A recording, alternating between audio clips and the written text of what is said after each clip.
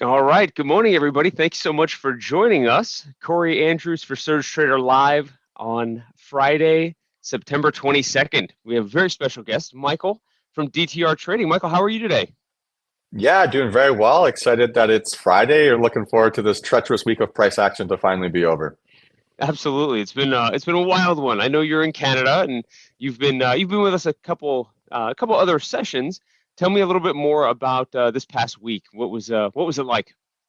Yeah, I mean, obviously this week the main narrative is just FOMC, right? So we're waiting for all Sure. that data to drop, and then once it does, then all those Fed speakers want to get their speaker fees up, and they got to have as many, Wall Street Journal interviews and all that kind of stuff. So it ends up creating a lot of extra headline risk. Generally, what I find in these situations is more about how can I just avoid my most obvious mistakes and just not shoot myself in the foot. And so a lot of it is kind of keeping that like mental capital and not kind of taking trades that aren't there. So on weeks like this where I've got a lot of headline risk, where I've got a lot of kind of nasty price action, it's more of one where I tend to slow down and I take two or three trades a week instead of maybe 5 to 10. Got it. So you cut it in half. Has there ever been a time when you just sat on your hands entirely, say, listen, this week's going to be a little too wild. I'm not going to do anything. Yeah, maybe not entirely for the week, or I don't have like a pre-planned to set out for the entire week, but there'll be situations, right, where I'll get an A plus look and then it's 15 cents from my entry price and I can't get a fill, or things along those lines. So there's a bit of variance that comes to it where, yeah, I probably don't get a trade on average every single day. And sometimes there'll be scenarios where I get three in a row, and then there'll be 3 days in a row where I don't get any action. And the market doesn't care how long it's been since my last A plus setup, so I kind Of of have to course. maintain that same Of same course. And mindset. that comes down to, I know you're huge on trading psychology. That really comes down to trading psychology, being mature in your strategy, being mature in your trading plan, and being able to sit out. A lot of guys that I talk to, hey, they want to take a trade every day, no matter what. They're forcing Yeah. it. How did you overcome that? Yeah, so really, I think it's just a question of knowing your details, right? Generally, when traders rush the process or rush into trades, they rush because they compromise on a decision that shouldn't be a compromise. So they don't know the specific entry price that they're looking for. So they enter on a feeling instead of waiting for the right pullback, or they front run their confirmation, or they think that the setup is there before it actually happens. So a lot of it is they confuse their emotional or irrational sort of conclusion of what the market is doing for a logical one. And then that kind of creates like a muscle memory of sort of impulsive trading decisions.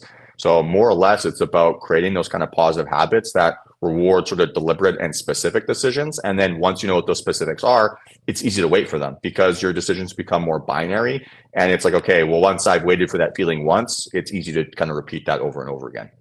Absolutely. Michael, that was a very well thought out answer. I know your story, but for those of the viewers who aren't familiar with you, share a little bit about your history and how you got into trading. Yeah, so I got into trading because I had my first midlife crisis when I was 21 or 22 years old. I was in law school and realized I was not going to be a lawyer. It was just not going to be the path for me.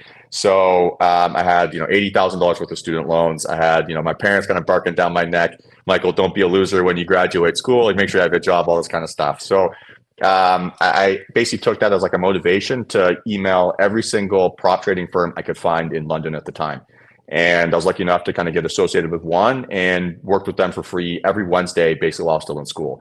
Once I kind of decided, hey, trading is really awesome, I started kind of skipping class to actually start to trade for them. And so I was working for them 35 hours a week, sort of something along those lines, while still working kind of on my law degree. And then when I eventually graduated, I sort of used the relationships that I built up working for the prop firm to get a job working for a UK-based hedge fund. So there I kind of transitioned to trading more the equity space, specifically US based equities, and was managing a portfolio worth approximately $11 billion USD at the time.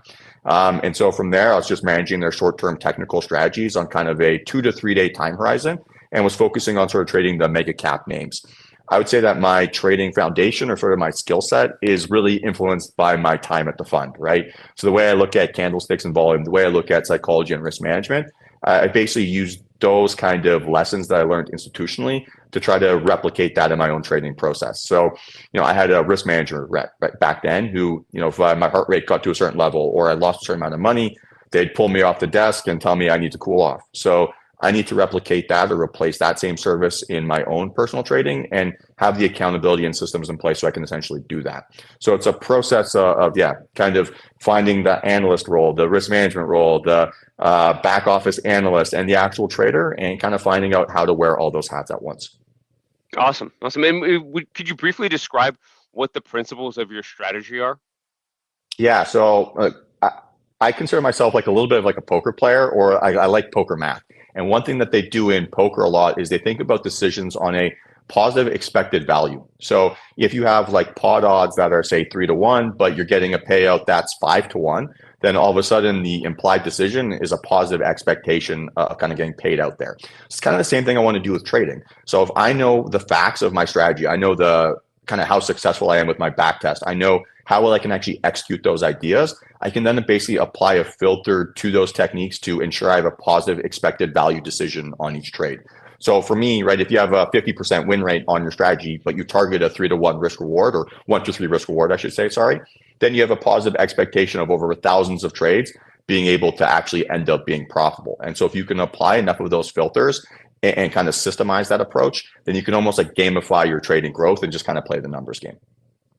So what's the edge you're looking for there? So so I understand the statistics and probability portion. What are you looking for from a actual trading perspective? Are you trading, zone to zone? Are you doing reversions? What's the underlying trading toe? Yeah, so I kind of trade two main strategies. One is sort of a mean reversion strategy. So when we get like gap ups or gap downs that are greater than 1.5, 2%, then I'm generally looking for a price to kind of find a reversion to the mean, right? So I use Bollinger Bands generally in those circumstances to kind of help contextualize that, where I'm then targeting a move to the top line, midline, bottom line. And that tends to give me pretty good follow through. On those kind of strategies, I would like something that's like a 70, 65% win rate, right? Just because for myself personally, I don't like only winning on 1 of 5 trades. Like I find that Sure. psychologically quite challenging. So I'd rather find smaller 1% wins than go for 5, 6, 10% and kind of stack those up.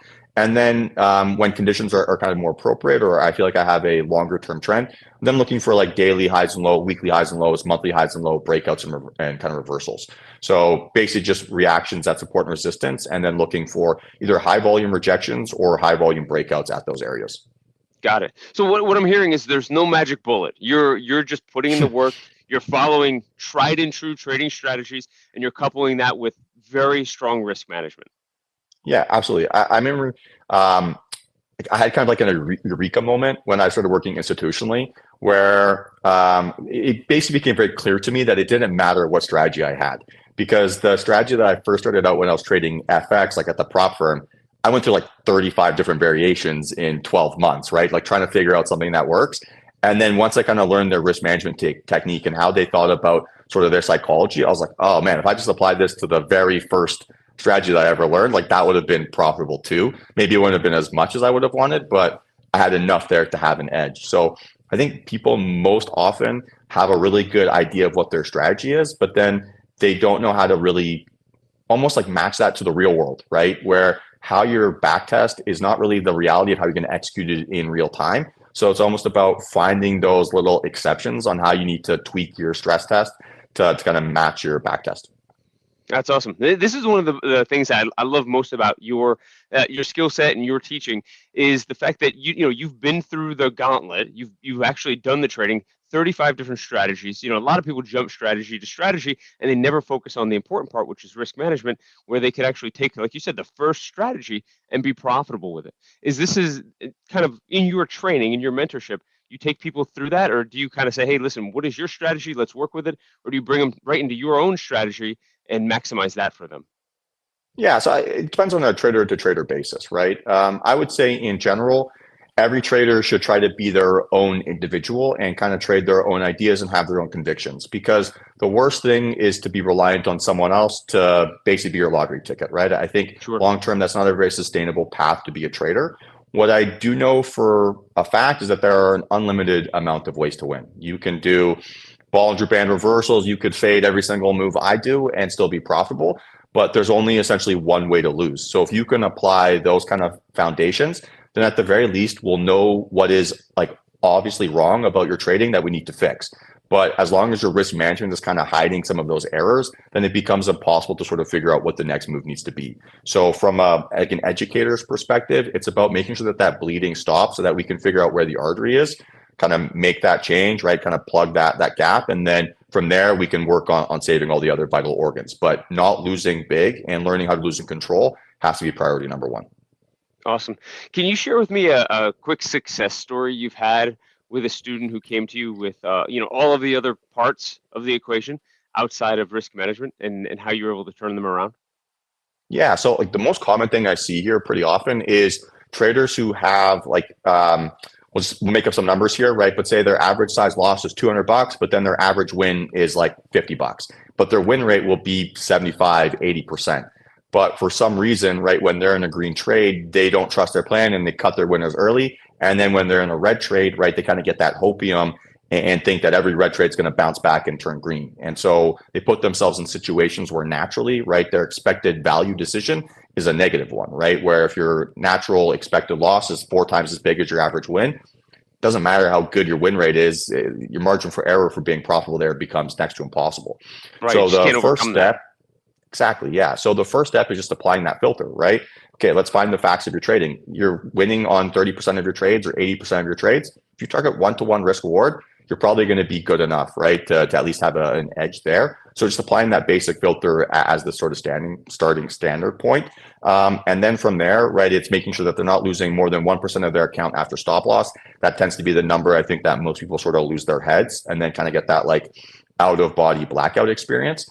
And then once you can kind of pinpoint that, hey, every loss is 4 times as big as my average win, it's now about forcing yourself to change your entry technique, right? So you're most likely in that situation, not applying that correct filter to find that risk reward ratio. So if you're identifying your stop loss first, your profit target second, you can work back from where the current entry price is to find that 2-to-1 risk reward zone or 3-to-1 risk reward zone that kind of gives you that positive EV.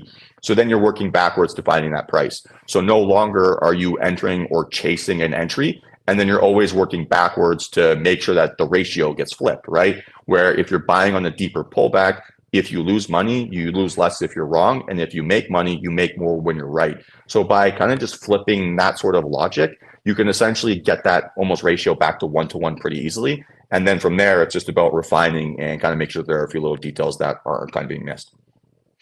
From what you've seen, how difficult or easy it is for you to help a student flip that logic? Because this is something that we've seen most traders, it's ingrained in them. That hopium Yeah. is real. The emotions are real. So how do you go about it as an educator teaching them that?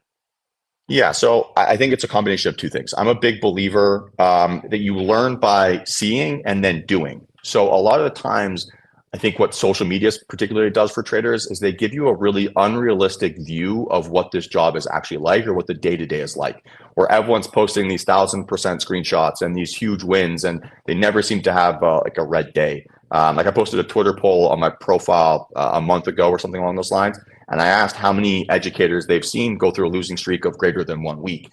And the percentage of people that had a losing streak of greater than 1 week was 2%, which like that's not real, right? Like if I'm going to be very honest, yeah, like even the world's biggest hedge funds, right, have losing months every year. And so these people that, make it too good to be true, create then false expectations for real traders. So by seeing someone go through losing trades, seeing how they size their position, seeing how they look, I pull my hair out when I lose money, but I don't pull my hair out and then have a revenge trade, right? And then kind of seeing that almost like subtle shift, be like, okay, if he can do it and I see what that looks like, now I can apply this to myself.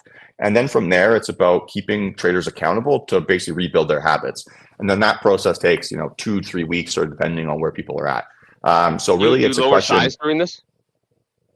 Generally, I ask people to trade on demo, right? If you can't prove to yourself that you can create a proof of concept when nothing matters, how are you going to prove to yourself that you're now going to be disciplined when you have money on the line?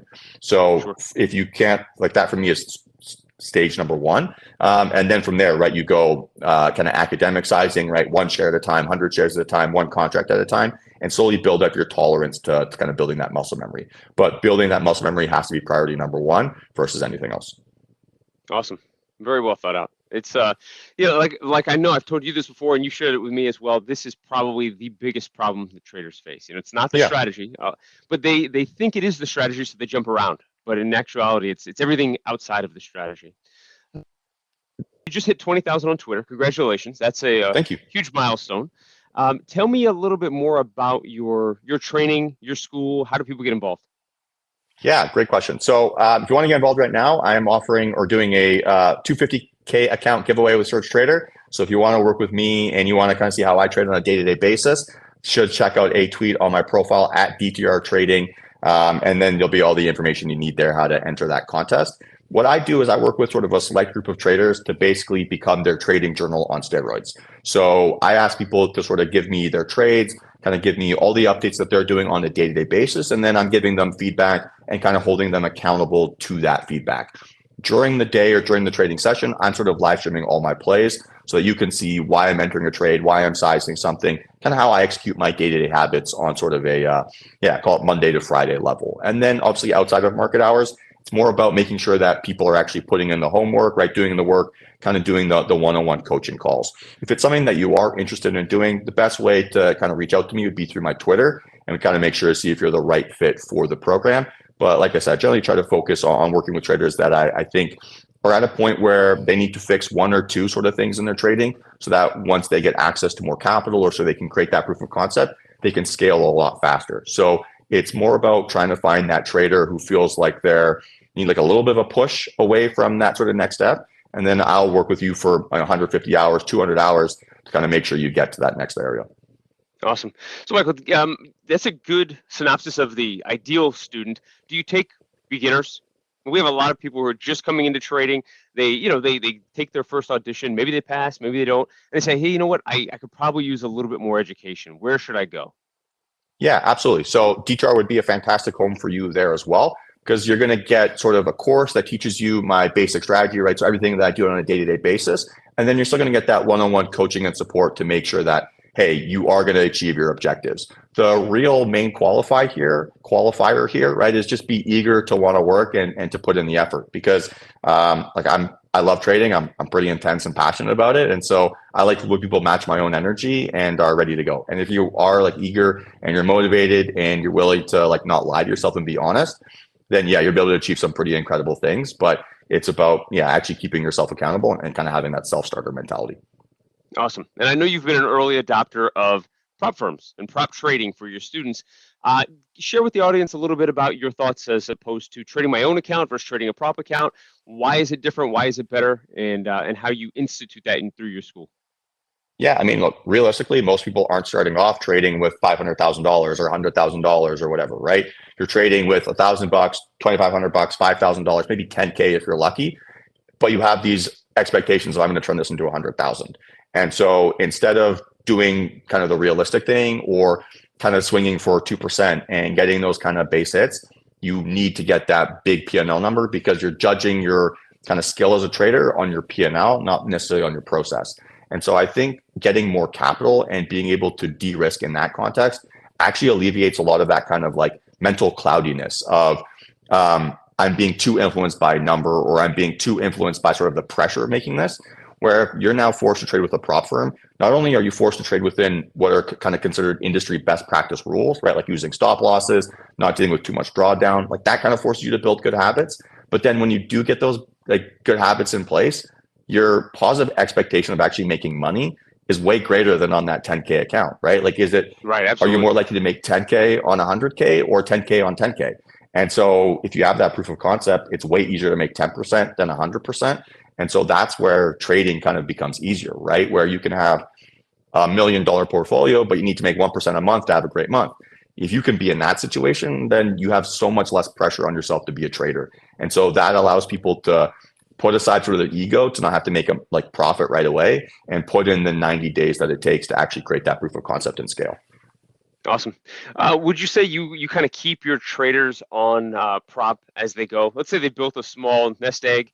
Would you consider them, better off staying in prop or trading their own accounts at that point?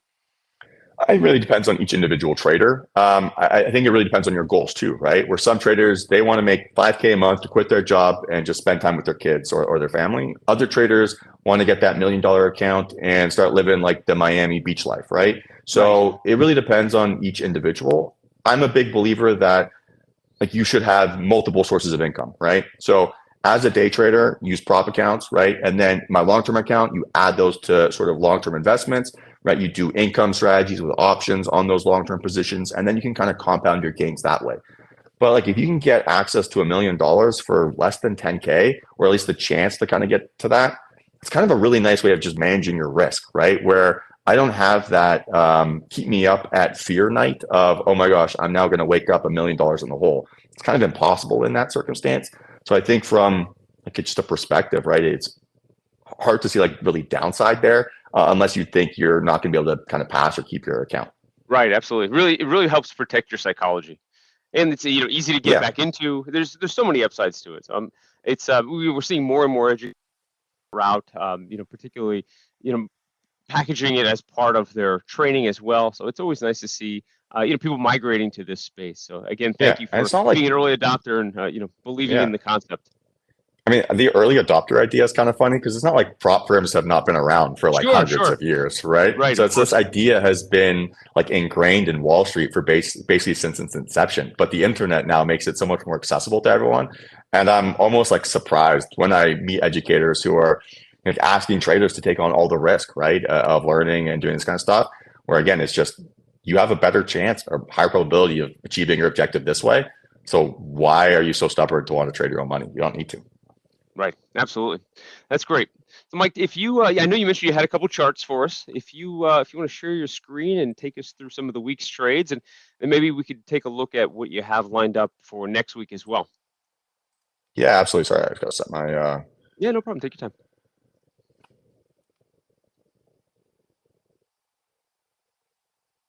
okay.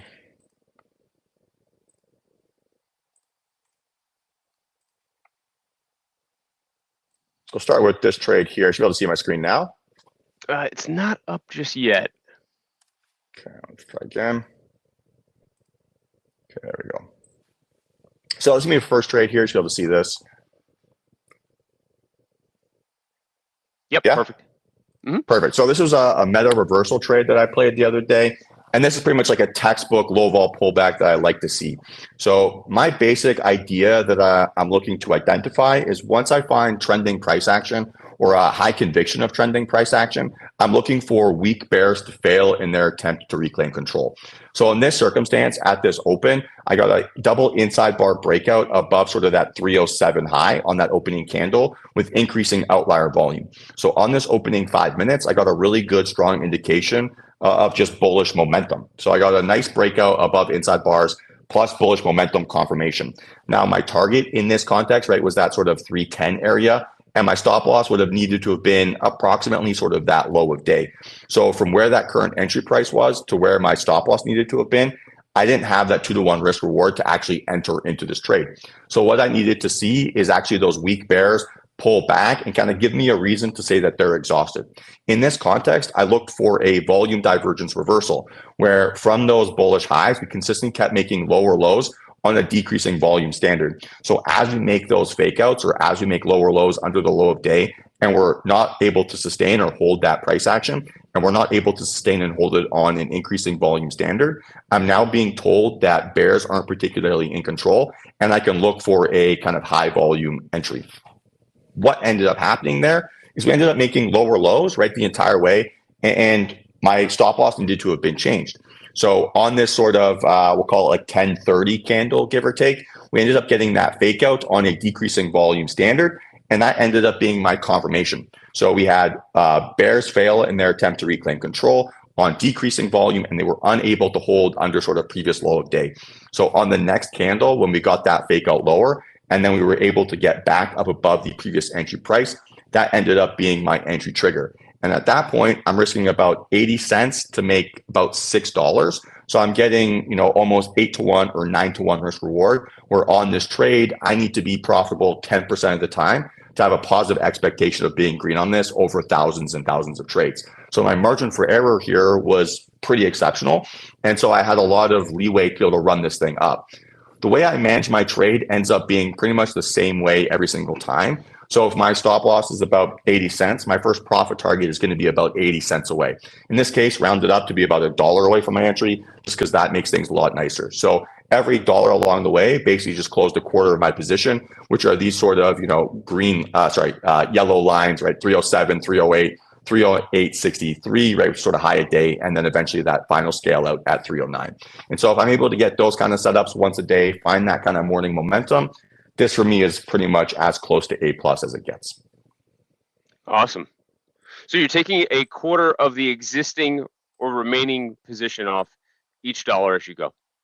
Yeah, correct. So say I have 100 shares on. If I'm up now 1 hour on my position, I'm going to close 25 of those shares Mm-hmm. and then keep kind of pushing my stop loss up. So the idea here is to try to get to that risk-free lottery ticket basically as soon as possible. And the sooner I can essentially de-risk that trade, the sooner that positive expectation of being profitable increases. So it's more constantly about thinking about how am I managing my risk once I'm in that trade so that I have as little downside as possible.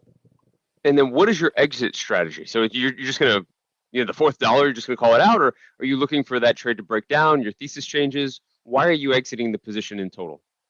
Yeah, so generally pre-market, I'm mapping out all my daily levels. And so by the time a move happens or I get 3 to 4% of follow through, I'm betting that it's likely exhausted. And so what will happen is I'll take a chunk off there at that final 310, which will be that sort of final level that I'd mapped out in my pre-market prep.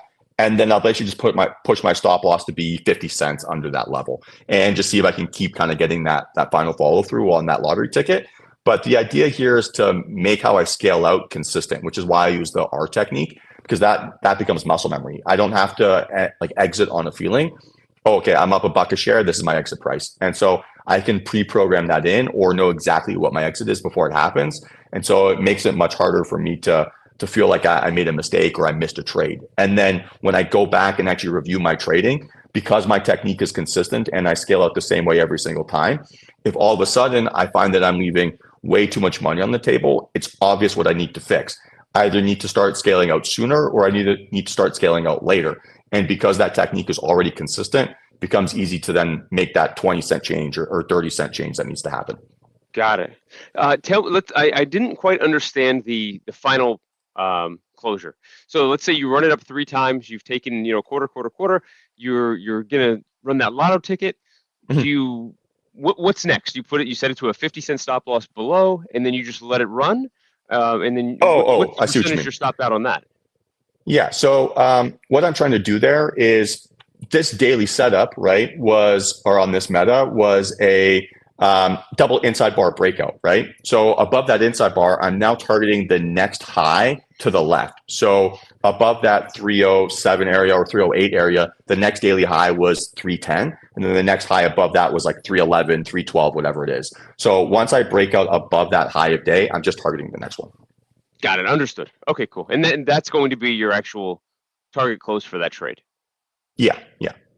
But I like to get into the habit of once you have no closing on risk the on way that up. trade, got it. So you're going to try to build no risk on that trade on the way up. Now you're no risk, and you just let it run either to that 50-cent stop loss or to that target that was predetermined. Awesome. Yeah. And so, and you do this the same way every time. Yeah. So the way I manage my position, the way I scale out, the way I do that, same thing every single time. Because then when I'm in a trade, it's just muscle memory, right? I don't have to think, oh, is this the right spot? Am I going to get a reversal here? Am I going to do whatever? It's just, okay, it's binary. And so I can remove a lot of the emotional decisions of making a trade by basically just knowing specifics of where I want to enter and exit. A lot of traders fall into the trap of getting into the trade. It starts going the wrong direction immediately, and they close out. So they're not in love with their trading thesis. How do you handle that? Let's say you got into that trade at your entry point, it turned around. Are you going you see it breaking down? Are you going to let it hit your stop? Are you going to get out early? What are your thoughts there? Yeah. So I actually do have a trade. I had a loser. I wouldn't mind going over if that's cool. Yeah, absolutely. They'll go over this principle pretty well. So look, the reality is that no trader wins 100% of the time, right? So this idea that I'm never going to make a mistake or I'm never going to get stopped out, it's kind of not really the reality, right? It's more that I need to focus on the variables that I can control because you know what? Maybe I win 70% of the time, maybe I win 80% of the time, but that still means I'm going to spend 20% of my time losing, and that's a lot of losing. So I'm never going to be okay with that. It's never going to feel great. So I need to be more proactive versus reactive when a loss happens. Now, what you mentioned there about the techniques, hey, do I want to stop myself out? Do I want to cut it early? But there's going to be pros and cons to both of those, where if you stop yourself out, maybe it's going to reverse and bounce. If you, if you let it kind of go all the way to your stop loss, maybe you're going to take a bigger loss than you wanted, but you have that chance to get that reversal, right? And then on the flip side, if you cut it early, what if you had the wrong feeling, right? What if you had the wrong thing? from myself personally, I don't like to bring feelings into it, right? So if I'm Sure. entering into a trade, I'm identifying what my stop loss is before it happens.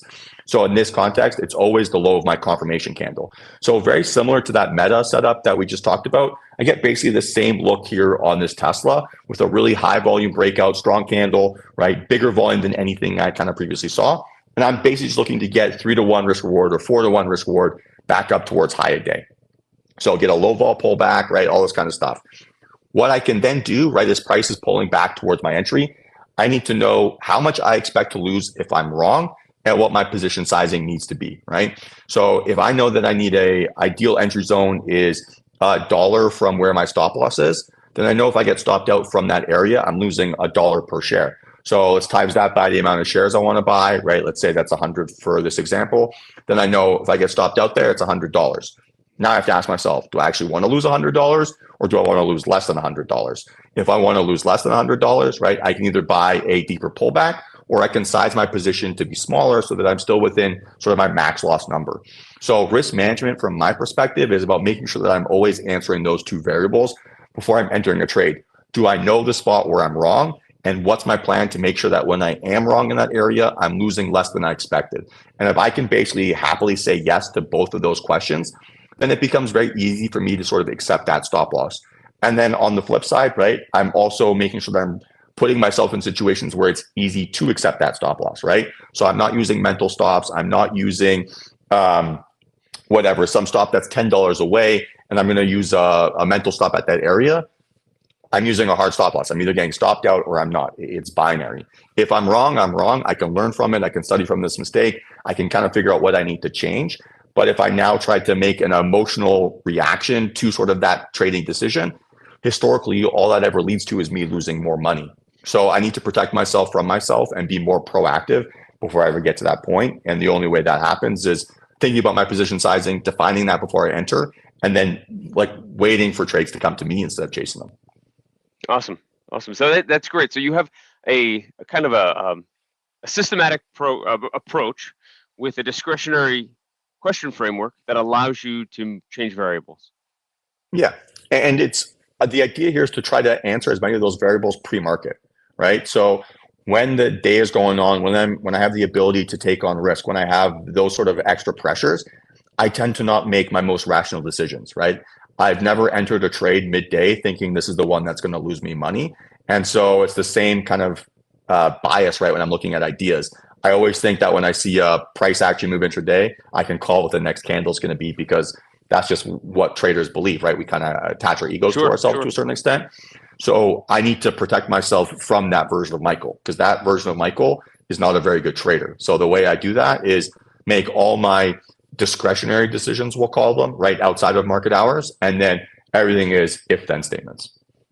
Awesome. And what would you say you spend outside of market hours?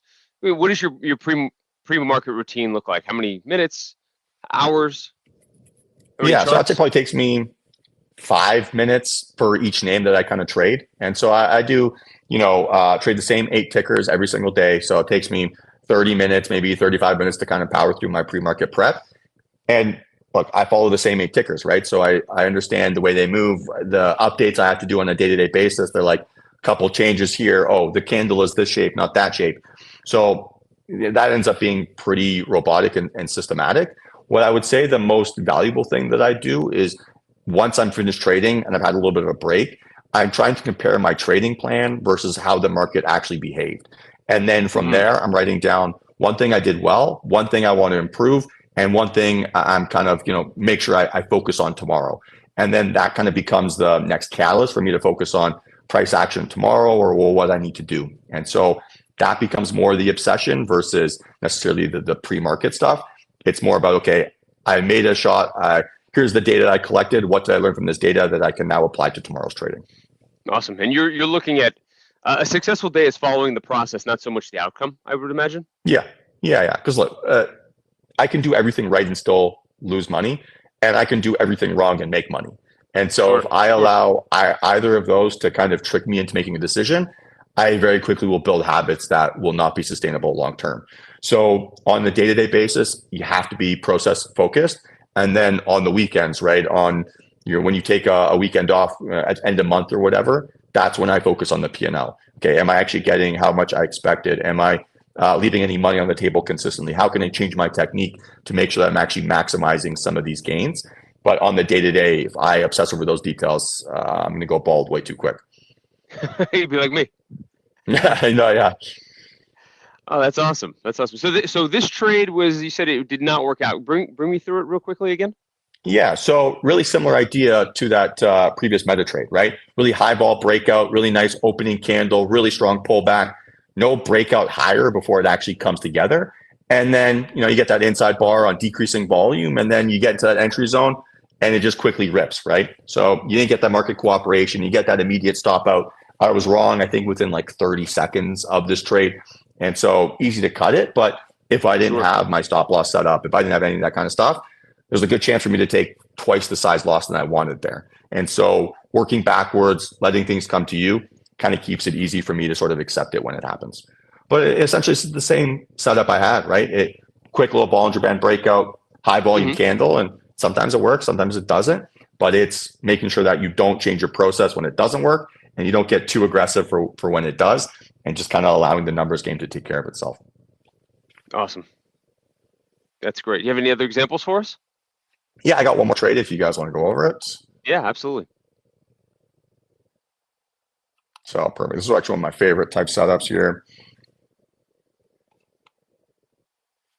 So I love, talked about, right, a volume divergence reversal to the downside on that first trade. Well, this is kind of the same version of that, but to the downside. So on this Tesla, we got a failed breakout here. And the way I contextualized this failed breakout was through Bollinger Bands. So in this context, I didn't put the Bollinger Bands on, just got way too messy on this chart. So apologies for that. But what we did, right, is we had a increasing volume breakout, right, on what looks like a pretty strong candle. So we got the pretty much same reaction we've gotten on the other two setups or other two charts that we've looked at here so far today. What then becomes different about this trade, which tells me that I need to be more bearish than bullish, is that on that immediate next candle, we make a higher high and we aren't able to sustain that price action. So from my perspective, if I'm now looking for a breakout and then I see a breakout fail, that ends up telling me that it's not a very high conviction setup, or I'm not being told that there's very particularly strong bullish price action. So in that circumstance, I now have evidence to suggest that bears are going to step up and defend price action above. We've seen them kind of step up and reject on this opening candle. And then on that second 5-minute candle, right, I see bears reject again. So a fake out higher high, and I know bulls are trapped to a certain extent. So what I can now look for here is what I call a volume divergence reversal. So higher high on decreasing volume and a failed breakout tells me weak bulls on decreasing volume, which for me, right, is enough to think that, hey, I've got a chance for bears to reclaim control and step back in. On this thesis, right, because we saw bears step in and defend the fake out, the idea here is to buy that same fake out. So my entry target was high of day with a stop loss just $1 above that. Ended up getting filled pretty much like 5 cents away from whatever the high was. And same thing, was just able to manage this trade 1R down, right, towards sort of that first profit target, and then all the way down towards low of day. So in this context, I had about 6-to-1 risk reward down towards sort of that 250 area. And I was pretty happy to sort of execute and close a winner there once I'm up 6R. Awesome. Those are great R's. Yeah, Very cool. I'll never complain about that. If you can get one of those trades a week, you don't need to do much else, right? Right. Absolutely. Well, Michael, thank you so much. Again, give your Twitter and your website where people could find you. Yeah. So if you want to find me on Twitter, it's at DTR_trading. And then if you want to rewatch any of these trades, they're all cut up and on YouTube. So if you want to watch that, it's YouTube at Day Trading Room. And then it'll be in there. So yeah, find me there. Otherwise, if you have any questions, my website is daytradinglivestream.com. And yeah, reachable there. But otherwise, keep working hard, focus on that risk management, and everything else kind of falls into place. Awesome. Michael, thank you so much for your time. We're loving your collaboration with us on the giveaway. Again, congratulations on the 20,000 on Twitter, and we will be sure to have you back shortly. Sounds good. Well, I appreciate you guys having me on, and happy birthday to you all as well. Thanks, Mike. Have a great one. Yeah, you too. Bye-bye.